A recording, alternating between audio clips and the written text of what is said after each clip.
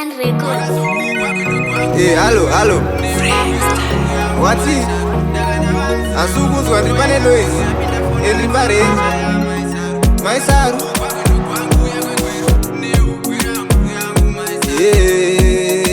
Zvakaoma. Frankie.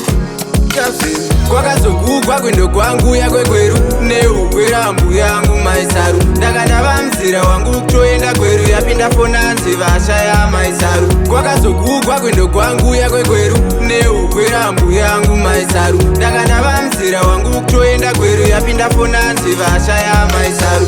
Ingori mururu kumatenga vari kufaranzi mwana adzoka. Chasarira pano pasiri ngori ronda misodzi pamatama iri kuchururuka. Dai zvabvira taridza rururu mbochanare tabvunza here kuti zvimwe makasvika nyore. Asi toonana kaimi nerimwe gore hazvinei tongoti zorora murugare. Kwakazogugwa kwindo kwangu yakwekweru neugwera mbuya yangu Maisaru. Ndakandava mzira wangu kutoenda kweru yapinda fonanzi vashaya Maisaru. Kwakazogugwa kwindo kwangu yakwekweru neugwera mbuya yangu Maisaru. Ndakandava mzira wangu kutoenda kweru yapinda fonanzi vashaya Maisaru.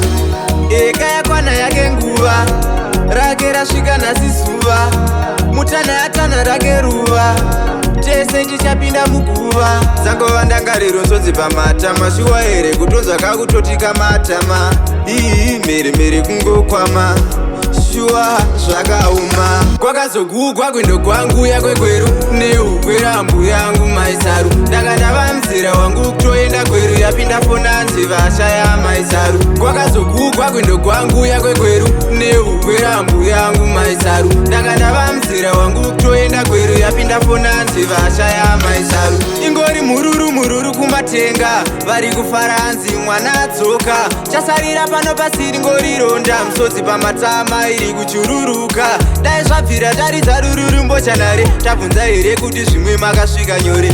Asi toonana kaimi nerimwe gore hazvinei tongoti zorora murugare. Kwakazogugwa kwindo kwangu yakwekweru neugwera mbuya yangu Maisaru. Ndakandava mzira wangu kutoenda kweru yapinda fonanzi vashaya Maisaru. Kwakazogugwa kwindo kwangu yakwekweru neugwera mbuya yangu Maisaru. Ndakandava mzira wangu kutoenda kweru yapinda fonanzi vashaya Maisaru. Kwakazogugwa kwindo kwangu yakwekweru